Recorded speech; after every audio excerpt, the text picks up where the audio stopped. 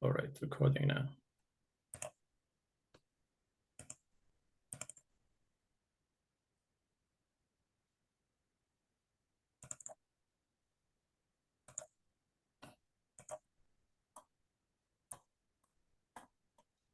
So the teeth would be, when you lose the teeth, there are many causes of you lose the teeth.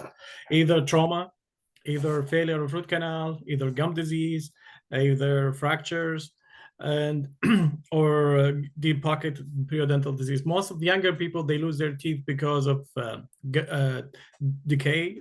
We call it dental caries, decay. And after 30 or 40, they start losing their teeth because of gum disease. The epidemiology of gum disease increase with age. And after tooth extraction, we have to preserve antibiotic, chlorhexidine mouthwash before extraction to preserve the bone or the extraction site. There's many ways for extraction. The key way and for us to restore the structure of the tooth after extraction is to preserve the bone. The bone around the tooth is temporary bone. When you extract the tooth, the bone shrinks and you will lose it, especially if you lose multiple teeth. So as much as you can, as a dentist or a clinician, try not to traumatize the gum. Try to make the damage on the tooth to be extracted and not damaging the bone around it.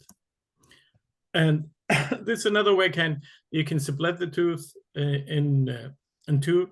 The lower molar has 2 roots, upper molar has 3 roots. So if you can separate them, you will have less damage than taking bone from the buccal side. Buccal side is the cheek side, or the lingual side is the tongue side.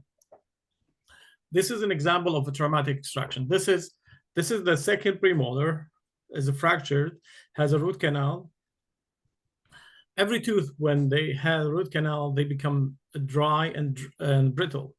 So can you see the red arrow? It's where's the bone level? Here's the bone level.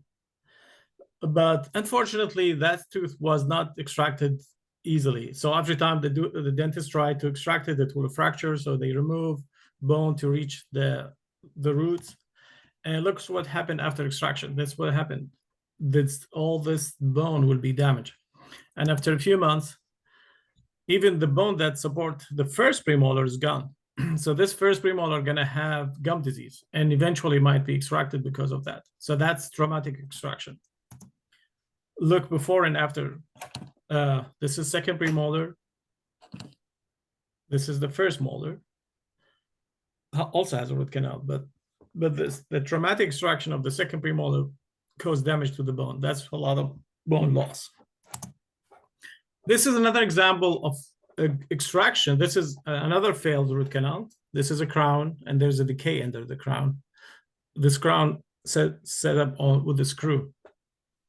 The second premolar, lower second premolar, and you can see after extraction, this is less traumatic. It's organized, well preserved extraction. There's no damage to bone at all. Especially when you try to put implant inside. This is implant. Maybe next time we'll talk about the implant, type of the implant, and when we can do. This is immediate plant, after extraction. This is the clinical picture. This is second premolar, and after extraction, that's it. This is upper first molar, upper first premolar. This is the canine. This is second premolar, and sometimes the tooth is beyond the gum, is under the gum. Try whenever you can try to preserve that crystal bone, the bone around the tooth. And sometimes the dentist or the oral surgeon, they open a flap to access that root and extract that, and you stitch it.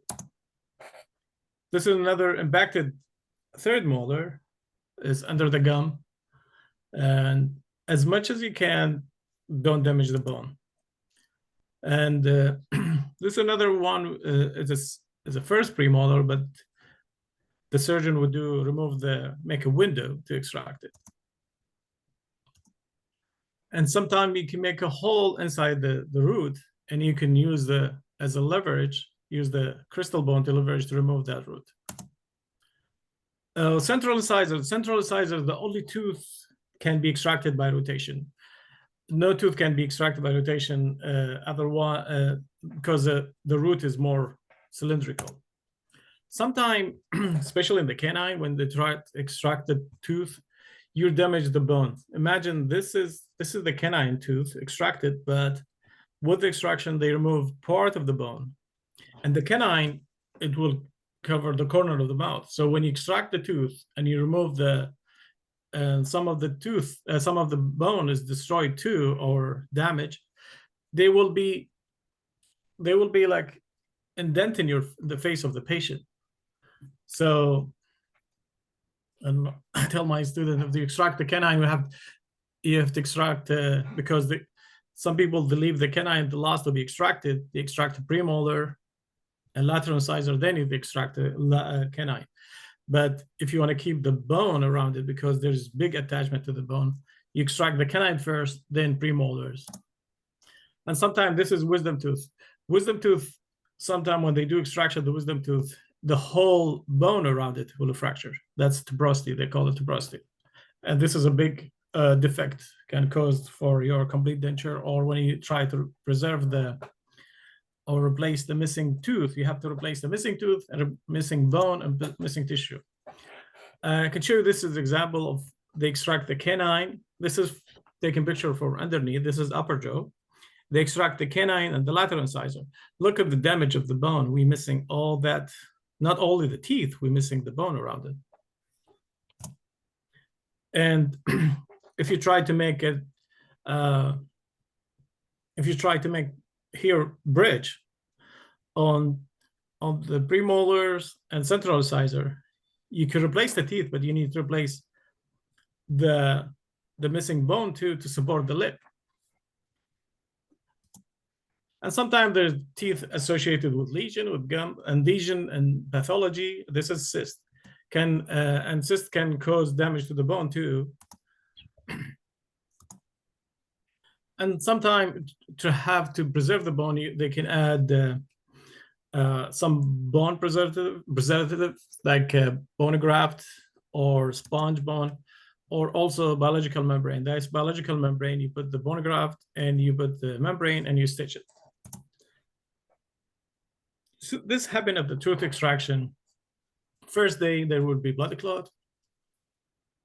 The third day of extraction, this granulation tissue start. Between the first week to month, there's granulation, connective tissue starts working. Then in the first or second week, earlier bone, osteoid is earlier bone starting, but the bone is very soft and it will start mineralization. So with between 1 to 3 months until we will have real bone after extraction. So this is central incisor, one of the anterior teeth extracted, the blood clot. Then we have granulation tissue. And this is, there's connective tissue starts growing. And after 7 days, we have the start. Osteoid is the bone tissue. Osteoid, it's primary osteoid. And then after that, reepithelialization, where the gum or the oral mucosa will try to go to cover the remaining tooth extraction. And the bone will get denser with time, and the more pressure on the tissue, we will have more denser bone. The problem is when you're missing tooth, you're missing the physiological stimulation for the bone to resolve. Some people, like if they lay down, if you work with old people, if they lay down for a long time, when they start walking, they have hip fracture or they fracture a tibia, because if you don't use your bone, you will lose it. The bone will become softer. So especially with teeth, if you don't use it, if you extract the tooth, the bone shrinks. So if you replace the missing teeth as early as possible, you preserve the bone, you preserve the function, you preserve the aesthetic, and you preserve phonetics, but in general, you preserve the physiology of the tissue around it too. So the bone, if it's the loading of the bone is very important.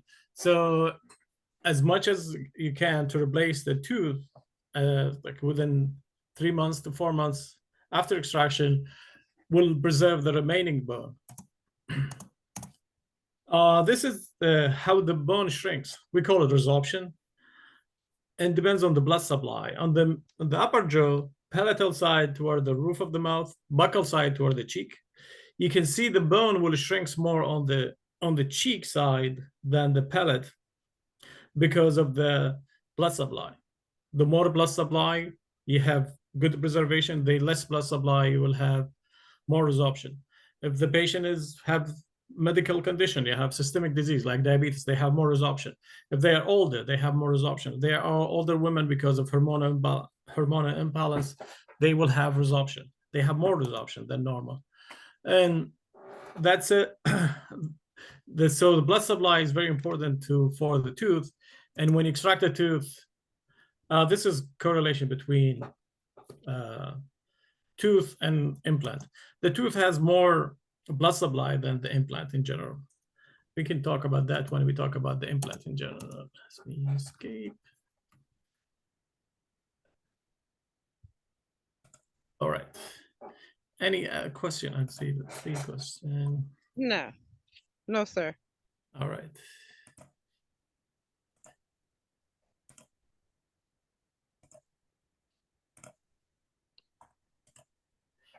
So let me talk about